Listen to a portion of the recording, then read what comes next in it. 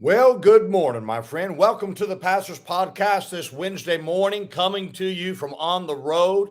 The church was able to buy another van yesterday so we can bring more people into church, and always excited to be able to do that.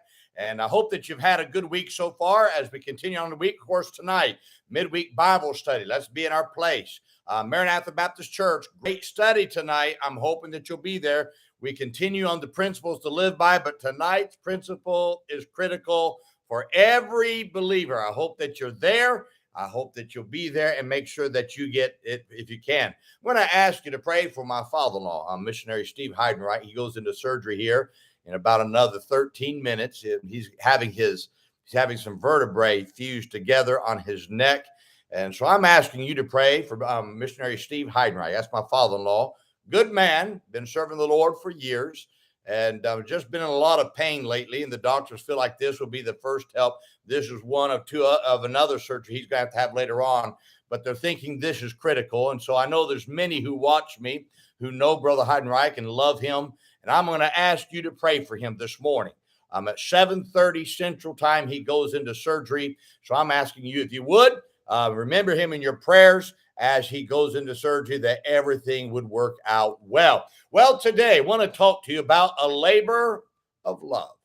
In 1 Thessalonians chapter 1 and verse 3, Paul said, remembering without ceasing your work of faith and labor of love and patience of hope in our Lord Jesus Christ, in the sight of God and our Father. Now, working with people, it's never an easy task. But it's a wonderful fruit to enjoy when you see that those who you worked with making something of their life. It is a great thing to see. Now, there's three things that are needed to make a difference in someone's life.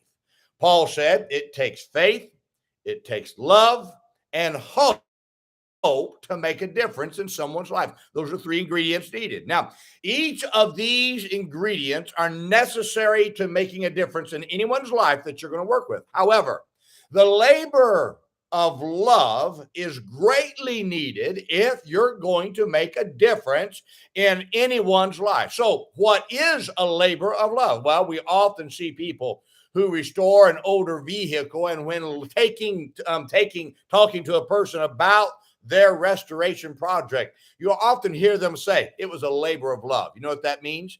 And they were saying they had to work through a lot of setbacks, and they had to get to the point.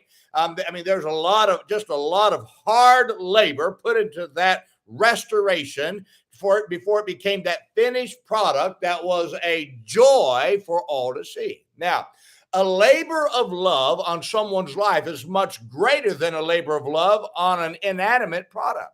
So if you're going to make a difference in someone's life, you have to make them a labor of love. So what is this labor of love? Well, first, you'll never stop praying for your labor of love. If you're going to make a difference in someone's life, you have to spend countless hours praying for that individual, for God to do a work in their life. You cannot make a difference in anyone's life without prayer. The labor of praying for someone to turn out right is a labor of love.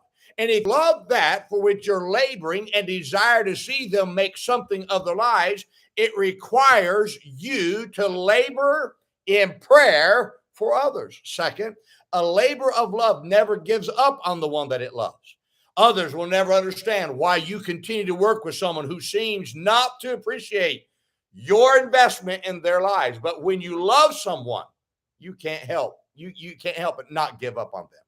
Many people wonder why they cannot make a difference in lives. And the answer is that they don't love them, because if they did, they would never give up on them.